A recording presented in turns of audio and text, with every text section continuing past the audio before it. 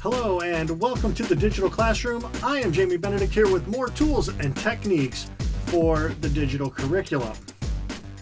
One of the really hot topics right now in education is grading and looking at how teachers are going to set their policies for grades, whether they're going to accept late work, penalize late work, are they going to give points even if students have missing assignments. And this is a great debate. This is one that is going on across the country right now. And a lot of schools, a lot of districts, and a lot of individual teachers are starting to look at this and make decisions about what late and missing work should look like and what those scores need to look like as well. And as much as I want to get into that debate, and I will in one of my regular episodes of the Digital Classroom, today is all about a tutorial that's going to help you if you choose to implement policies for missing and late work. And that's what I want to take a look at today. So I'm going to go ahead and I'm going to start with my learning management system here.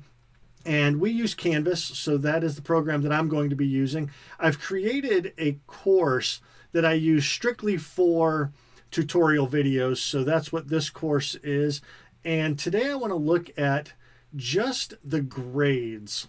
So I'm going to come down to my menu here on the left-hand side and click on grades. And you can see I have 3 assignments that I've set up specifically for this tutorial. And there's already scores in here, and I want to show you a little bit more in depth with those scores and what they really represent. But the first thing I want to look at is setting a grading policy. And so we're going to come over here to the right to this little cog, and we're going to look at our policy settings.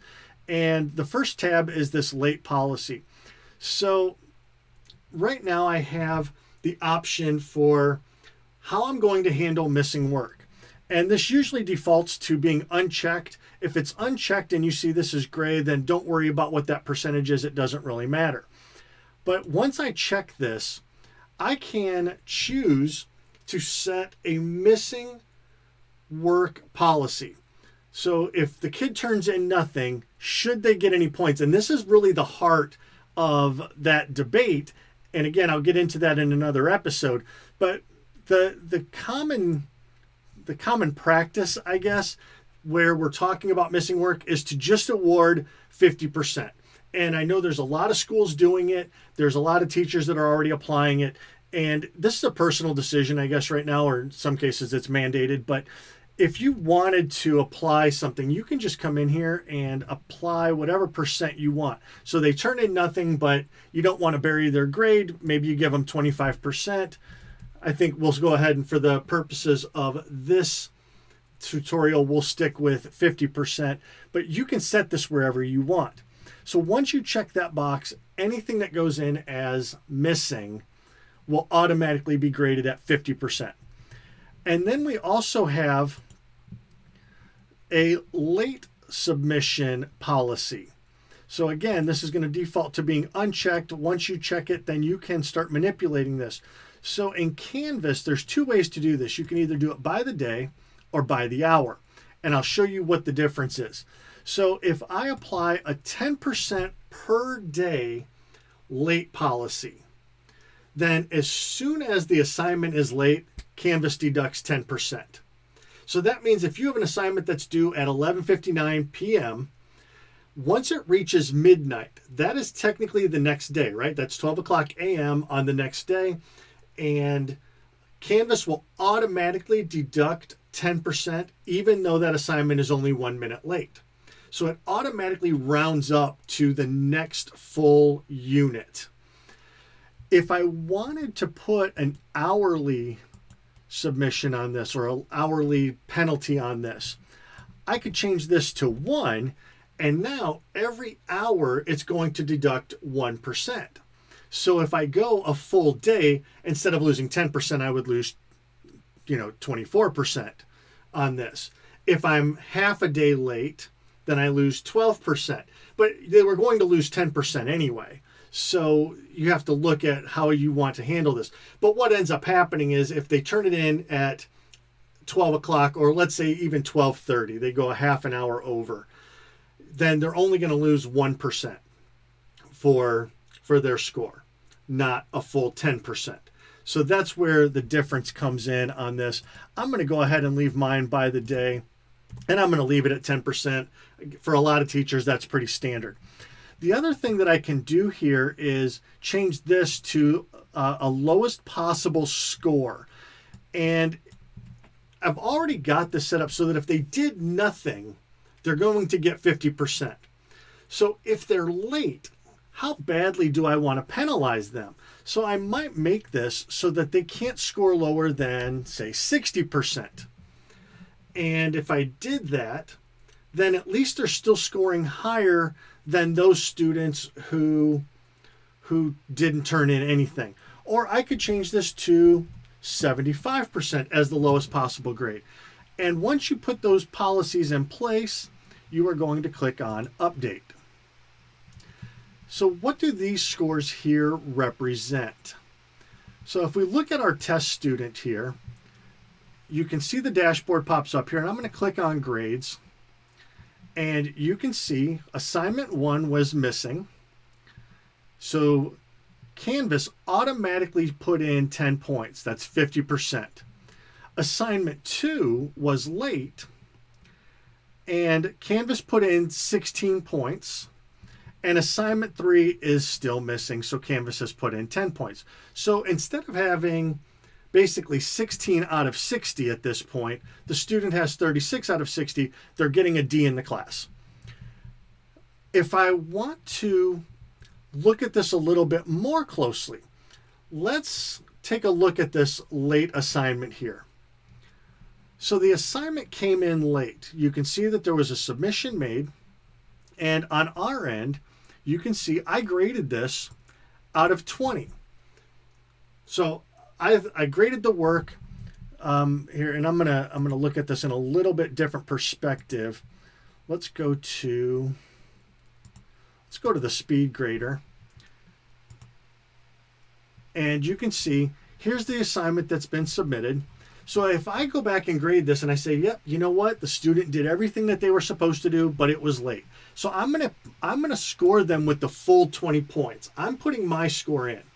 Canvas is looking at this and saying, okay, you scored it at a 20, but you also have a penalty that says 10% per day. This was 2 days late, so we're taking off 4 points. That's the score we're going to record in the grade book. So both scores technically are there for the teacher to see. For the student, we will look at that in just a moment. But you can see this is how this is set up. Now, let's go back to our speed grader here again, and let's look at this and say, you know what, this really wasn't that great, so I'm going to give it a 15. All right, and I'm going to go back to my grades. Now, we don't really need to see a whole lot here because 15 is the lowest I can go. I set the late policy at 75%. So it's not going to look like there's a penalty there, but it will still show as late because it's being recorded here as a day and a half late, essentially. So I'm not worried about that. But if I were to, let's go in here, and if I score this as a 16, okay, you can see it's automatically changed to 15 because it's taking the penalty still and it's recording that penalty. So it's saying, here's your score. You have a late penalty of 1 point now because it was still late, but you can't go below 75%. So this is where it's going to save you a lot of time and a lot of headaches rather than trying to figure out how late something was, whether you have to go back and track something. You score it the way you want to and let the computer take care of the penalty on its own. So then when you go to export, this is what you're going to be exporting as your grade into whatever grading program you use. Obviously, if you use Canvas as your grade system, then this is what your students will see, is they're going to see this grade. So this is the teacher's view on this. Let's change the view for a minute and let's go over here to our settings and let's go into student view.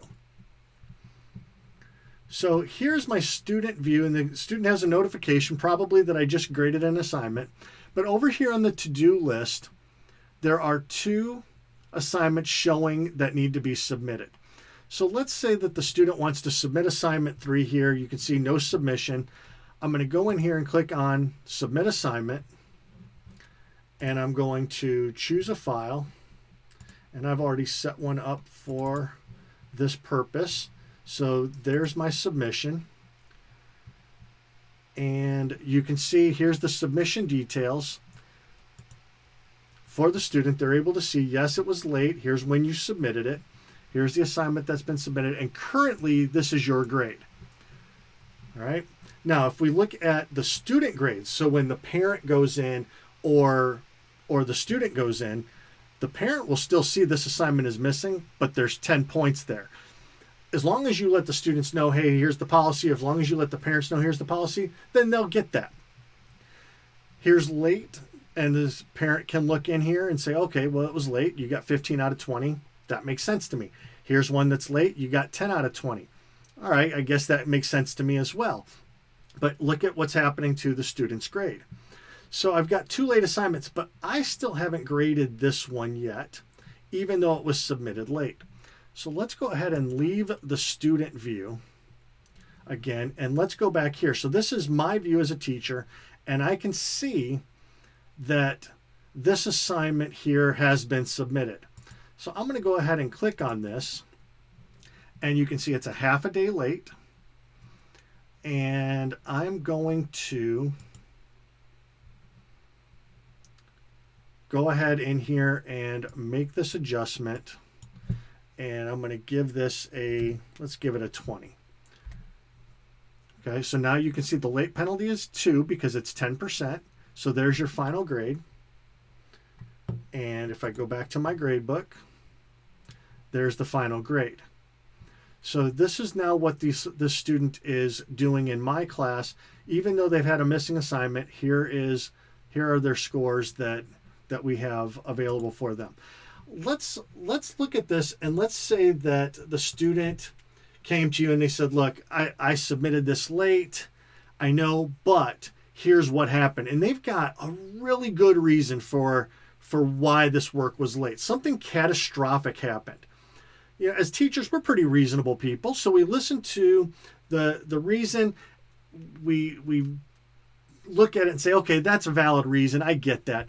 I can come in here and change the status to no penalty, and it will automatically revert that score back.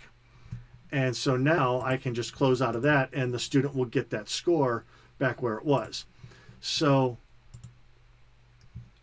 the computer is going to do a lot of the work for us here. And again, if we go into our student view,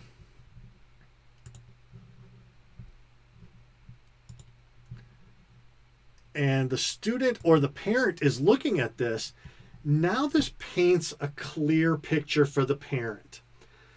And this is one of the things, as a parent, this causes all kinds of headaches for parents trying to figure out, first of all, what's actually missing, what can still be turned in, what's late, and what's been graded and what hasn't been graded. They're going to see all of that in this detail now, and they'll be able to see where the penalties were and everything else like that. And there's just this paints a clear picture, and it takes a lot of the confusion away from parents. It also takes a lot of the stress away from the student by being able to see, okay, look, here's what's happening, and I now have an understanding of what's going on. This all makes sense to me, and I can make this work.